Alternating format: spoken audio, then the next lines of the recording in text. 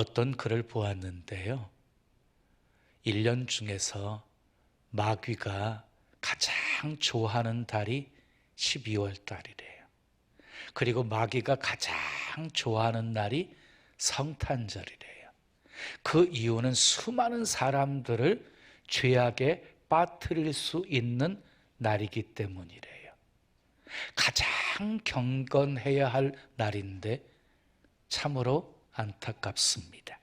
성탄절은 하나님의 아들 예수 그리스도가 탄생하신 날입니다.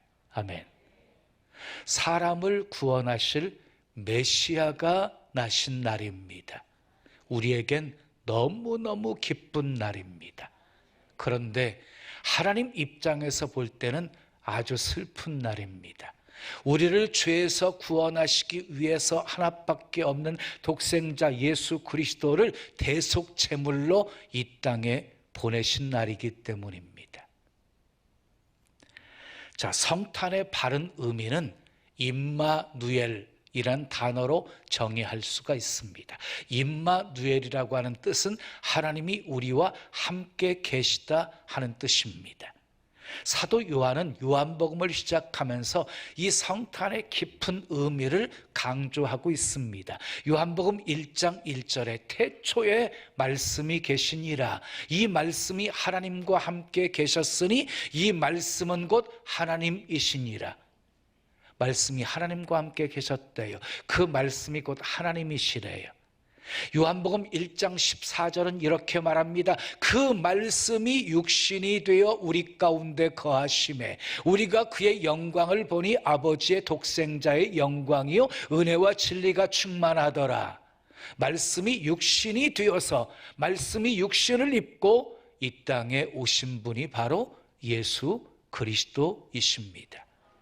요한복음 3장 16절은 이렇게 말씀합니다. 하나님이 세상을 이처럼 사랑하사 독생자를 주셨으니 이는 저를 믿는 자마다 멸망하지 않고 영생을 얻게 하려 하심이라.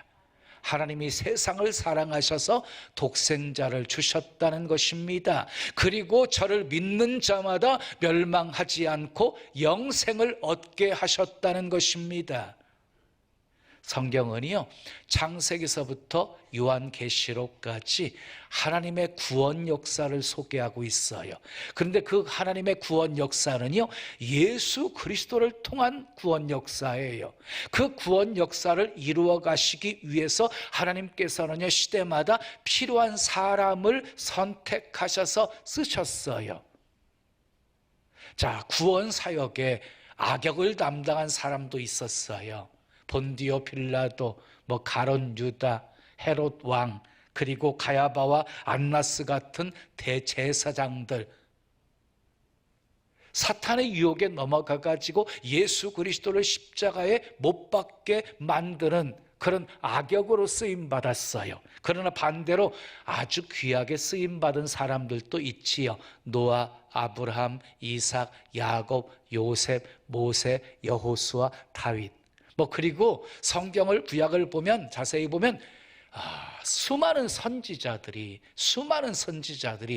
장차 오실 메시아를 바라보면서 예언하고 있습니다. 갖은 핍박과 환난 속에서도 그들은 메시아에 대한 소망을 잃어버리지 않고 저 멀리 바라다 보이는 메시아 시대를 바라보면서 예언을 했습니다. 그리고 마침내 때가 찾아 하나님께서 예수 그리스도를 이 땅에 보내주십니다. 갈라디아서 4장 4절 말씀 함께 읽어요. 시작. 때가 참에 하나님이 그 아들을 보내사 여자에게서 나게 하시고, 율법 아래에 나게 하신 것은 율법 아래에 있는 자들을 뭐 하시고? 속량하시고 우리로 아들의 명분을 얻게 하려 하심이라 그랬어요. 때가 차니까 하나님께서 아들 예수 그리스도를 이 땅에 보내주셨다는 거예요. 때가 차니까. 그리고 여자에게서 나게 하시고 율법 아래 나게 하셨대요. 율법 아래 나게 하셨다는 것은요, 율법 아래 있는 우리를 속량하시기 위함이셨고 우리에게 아들의 명분을 얻게 하시려고 그렇게 하셨다는 것입니다. 자, 오늘은 특별히요, 성탄에 쓰임받은 사람들이 누구인지를 살펴보면서 함께 은혜를 나누려고 합니다. 첫 번째 인물입니다. 따라합시다. 마리아입니다. 마리아에게 가브리엘 천사가 나타나서 수태고지를 합니다. 잉태하여 아들을 낳으리니 이름을 예수라 하라. 그 소리를 들었던 마리아가 좋았겠습니까? 신났겠습니까? 얼마나 황당했겠습니까? 마리아가 천사에게 묻습니다. 내가 사내를 알지 못하는데 어떻게 그런 일이 내게 일어날 수 있느냐고. 그때 천사가 말합니다. 대저 하나님의 모든 말씀은 능하지 못하심이 없느니라. 그때 마리아가 기가 막힌 고백을 합니다. 주여, 여종이오니 주의 말씀대로 내게 이루어지이다. 가브리엘 천사가 전해주는 그 수태고지를 마리아는 믿었습니다. 하지만 아주 위험한 일이었습니다. 처녀가 아이를 갖는다는 것은 유대 율법으로는 도저히 용납이 되지 않았기 때문입니다. 돌에 맞아 죽을 일이었습니다. 마리아는 그것까지 각오합니다. 그래서 마침내 마리아는 예수님을 낳는 복된 여인이 되었습니다. 여러분, 마리아는요, 갈릴리 출신이에요. 높은 신분의 여인이 아니었어요. 그럼에도 불구하고 예수님을 낳는 어머니가 될 수 있었어요. 그 이유가 무엇이었을까요? 천사가 마리아를 이렇게 불러요. 은혜 받은 자여라고. 마리아는요, 은혜를 받은 자였어요. 그리고 본문 18절 말씀을 보면 이렇게 말씀합니다. 예수 그리스도의 나심은 이러하니라. 그의 어머니 마리아가 요셉과 약혼하고 동거하기 전에 성령으로 잉태된 것이 나타났더니, 그러니까 마리아의 잉태는 성령으로 된 것이었습니다. 성령으로 된 것이었어요. 다시 말해서 마리아가 예수님의 어머니가 된 것은요, 전적인 하나님의 은혜였습니다. 아멘. 전적인 하나님의 은혜였어요.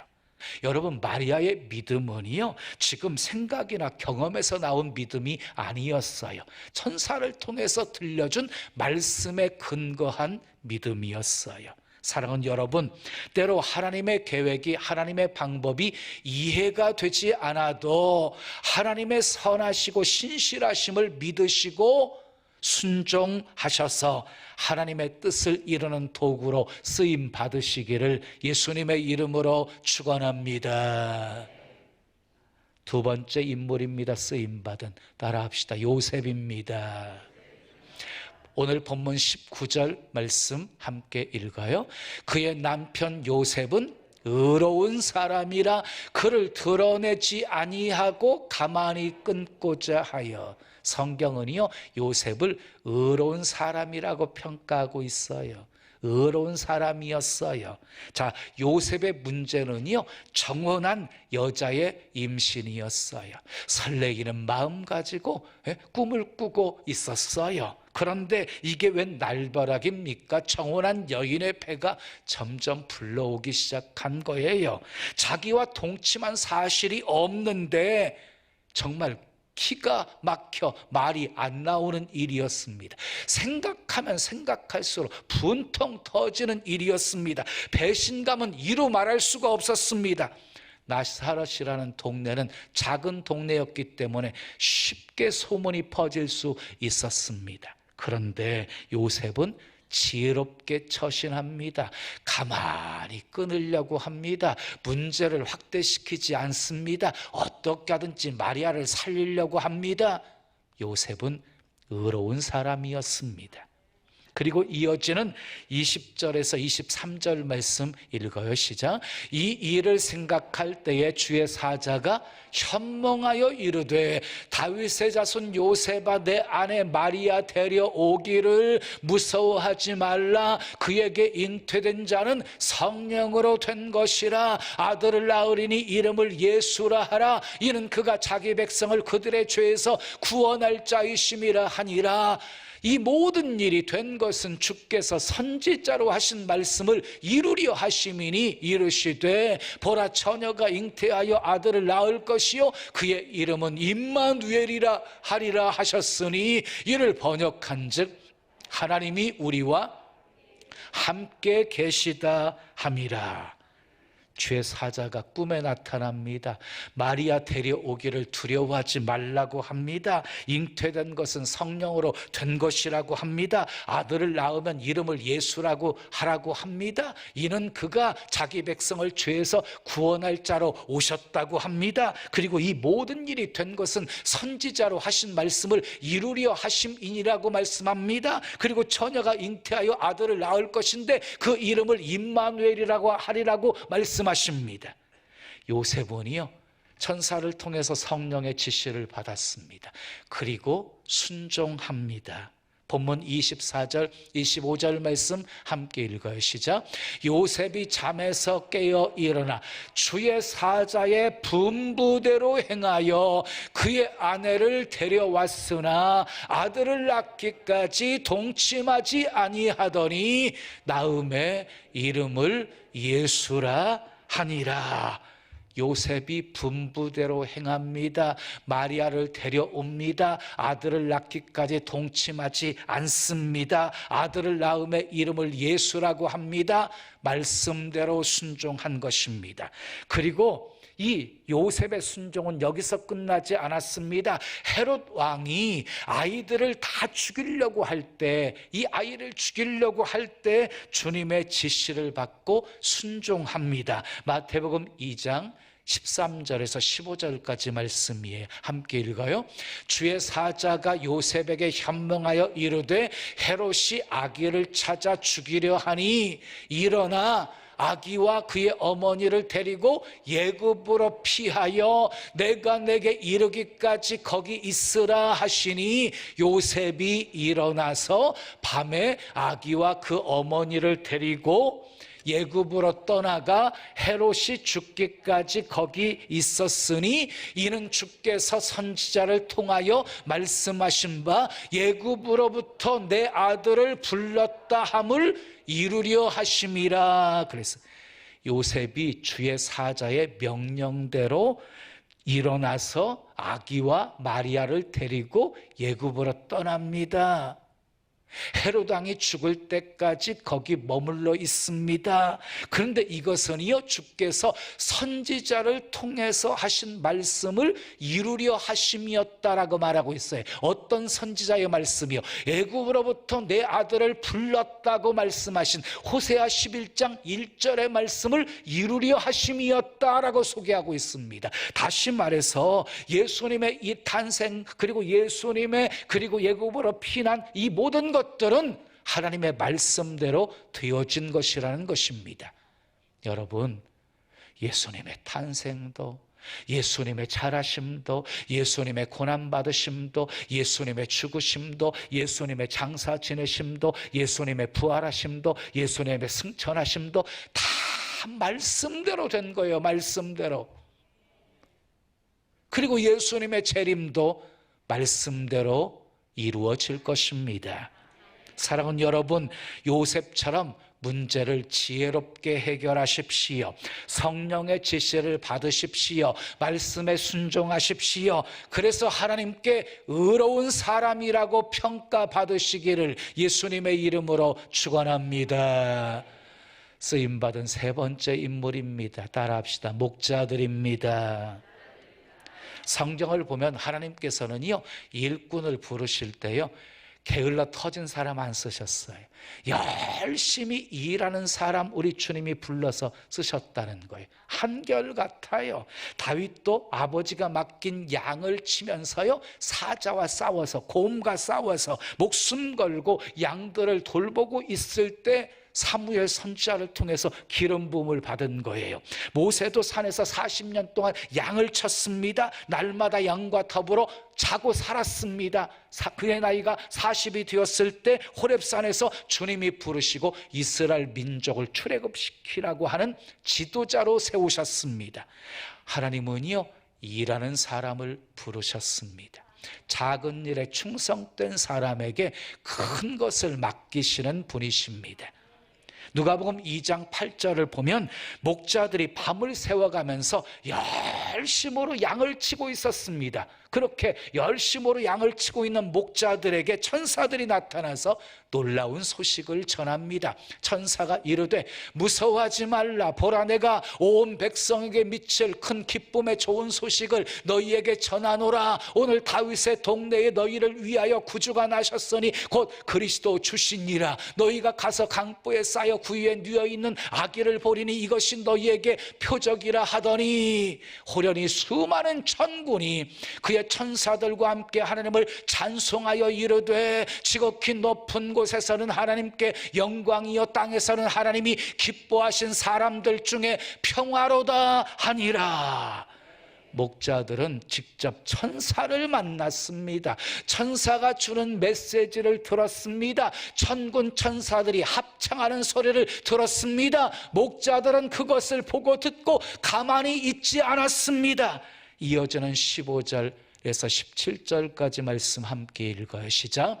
천사들이 떠나 하늘로 올라가니 목자들이 어떻게 했어요? 서로 말하되 이제 베들레헴으로 가서 주께서 우리에게 알리신 바 이 이루어진 일을 보자 하고 빨리 가서 마리아와 요셉과 구유에 누인 아기를 찾아서 보고 천사가 자기들에게 이 아기에 대하여 말한 것을 전하니 그랬어요. 천사가 이제 올라가게 되어지자 이 목자들이 서로 베들레헴으로 가자라고 말합니다. 그들은 지체하지 않고 빨리 가서 마리아와 요셉과 구유에 누인 아기를 찾습니다.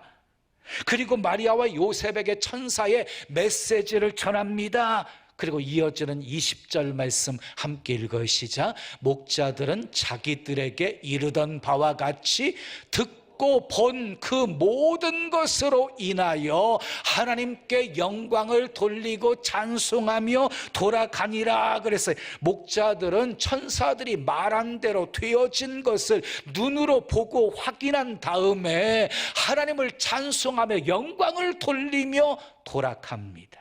사랑하는 여러분, 목자들처럼 열심히 일하시고, 아멘, 보고 들은 것 전하시고 말씀하신 대로 역사하시는 하나님의 은혜를 체험하시고 하나님께 영광 돌리며 찬송하며 사시기를 예수님의 이름으로 축원합니다. 마지막 성탄에 쓰임받은 사람들 네 번째 따라합시다. 동방박사들입니다. 동방박사들은 하늘의 별을 연구하는 사람들이었어요. 천문학자들이었어요. 그런데 어느 날 이상한 한 별을 보게 되어져요. 그들은 그 별이 왕이 태어나심을 알리는 별임을 알았어요. 메시아의 별임을 알았어요. 그들은 별을 따라 움직입니다. 산을 넘고 강을 건너고 사막을 지나 위험을 무릅쓰고 예루살렘까지 오게 되어집니다. 자, 동방박사들은 몇 명이었습니까? 3명이었습니까? 모릅니다. 마태복음 2장 1절은 박사들이라고 복수로만 쓰여지고 있습니다. 몇 명인지는 알 수가 없습니다. 그런데 이 동방 박사들이 무엇하러 예루살렘까지 별의 인도를 받아 온 것입니까? 마태복음 2장 2절에 그 이유가 있어요. 함께 읽어요. 시작. 유대인의 왕으로 나신 이가 어디 계시냐? 우리가 동방에서 그의 별을 보고 그에게 경배하러 왔노라. 동방 박사들이 별을 보고 예루살렘까지 온 이유는요, 탄생하신 아기 예수님을 경배하라고 온 것입니다. 자, 동방 박사들이 예수님을 만나려고 한 동기가 아주 선하고 아름답지요. 자, 인도하던 별이 이제 멈추었을 때 동방 박사들이 어떤 반응을 보였습니까? 마태복음 2장 10절 말씀 보세요. 읽어요. 그들이 별을 보고 매우 크게 기뻐하더라. 별이 멈춘 것을 보고요, 너무 크게 기뻐하고 기뻐해요. 고생한 것만큼 기쁨도 컸을 것입니다.